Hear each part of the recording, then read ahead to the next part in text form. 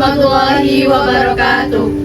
Perkenalkan, kami dari kelompok 10 akan menampilkan video presentasi untuk memenuhi tugas dari Bu Halimah Zumratun Ainiyah.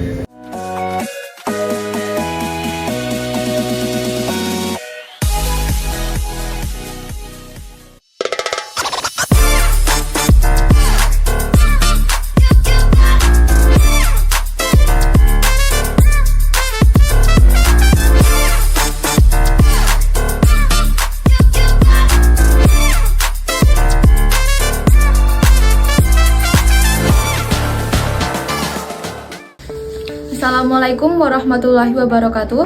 Saya Desta Saufana Muslim sebagai moderator yang akan memandu presentasi pada kesempatan kali ini. Jadi langsung saja, inilah video presentasi dari kami. Di dalam video kami akan memaparkan materi pembelajaran.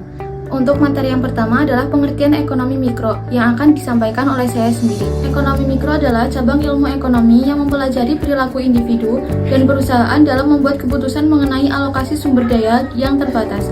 Fokus utamanya adalah pada interaksi antara pembeli dan penjual, serta faktor-faktor yang mempengaruhi keputusan ekonomi di tingkat individu dan perusahaan.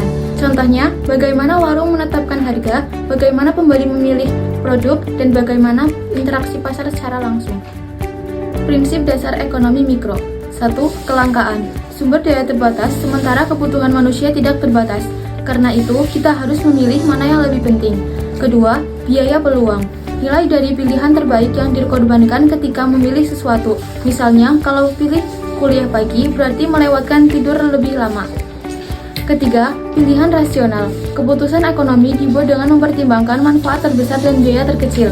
Kelima, marginal. Keputusan dibuat berdasarkan tambahan manfaat atau biaya. Contoh, beli satu lagi minuman karena masih haus, tetapi berhenti kalau sudah cukup.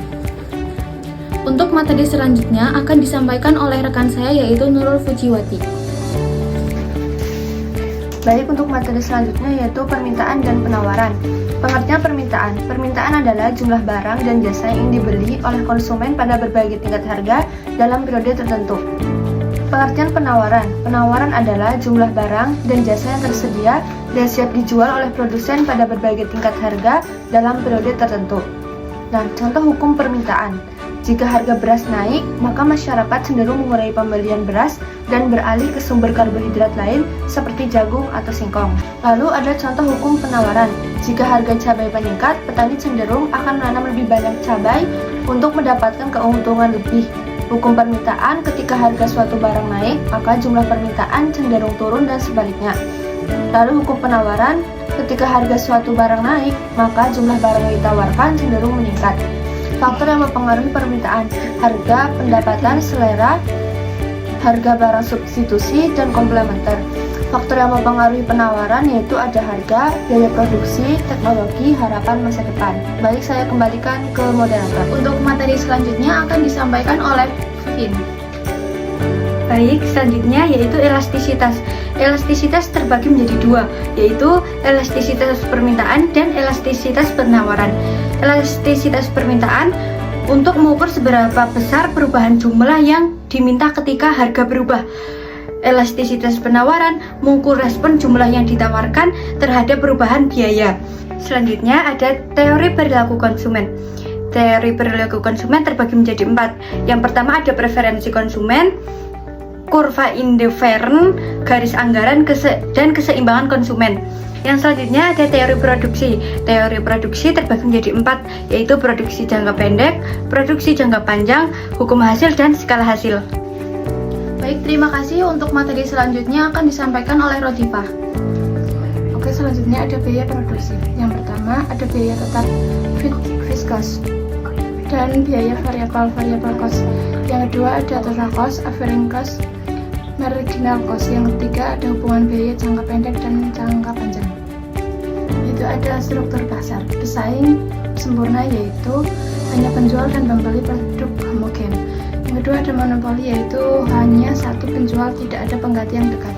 Yang ketiga ada oligopoli yaitu beberapa penjual yang mendominasi pasar. Yang keempat ada pesaing monopolistik yaitu banyak penjual produk berbeda tapi mirip. Untuk yang selanjutnya akan disampaikan oleh Yayu. Baik, materi selanjutnya adalah keseimbangan pasar. terjadi saat jumlah barang yang diminta sama dengan jumlah yang ditawarkan. Terbentuk harga keseimbangan dan jumlah keseimbangan. Kegagalan pasar meliputi eksternalitas, barang publik, monopoli, dan informasi asimetris. Peran pemerintah adalah pajak, subsidi, regulasi, penyediaan barang publik. Selanjutnya ada aplikasi ekonomi mikro dalam kehidupan sehari-hari. Penentuan harga barang di pasar, keputusan membeli barang dan menabung, strategi pemasaran oleh UMKM, efisiensi penggunaan sumber daya di rumah tangga atau perusahaan. Baik, kesimpulan pada materi yang sudah disampaikan oleh teman-teman saya, yaitu ekonomi mikro membantu kita memahami cara individu dan perusahaan mengambil keputusan ekonomi yang efisien dalam kondisi keterbatasan sumber daya. Dengan memahami konsep-konsep ekonomi mikro, kita dapat lebih bijak dalam bertindak sebagai konsumen, produsen, atau bahkan sebagai pembuat kebijakan. Demikian pembahasan kami tentang materi ekonomi mikro. Semoga bisa bermanfaat dan bisa menjadi gambaran tentang ekonomi mikro dalam kegiatan sehari-hari. Jangan lupa like video kami dan sampai jumpa ke video pembelajaran selanjutnya. Terima kasih.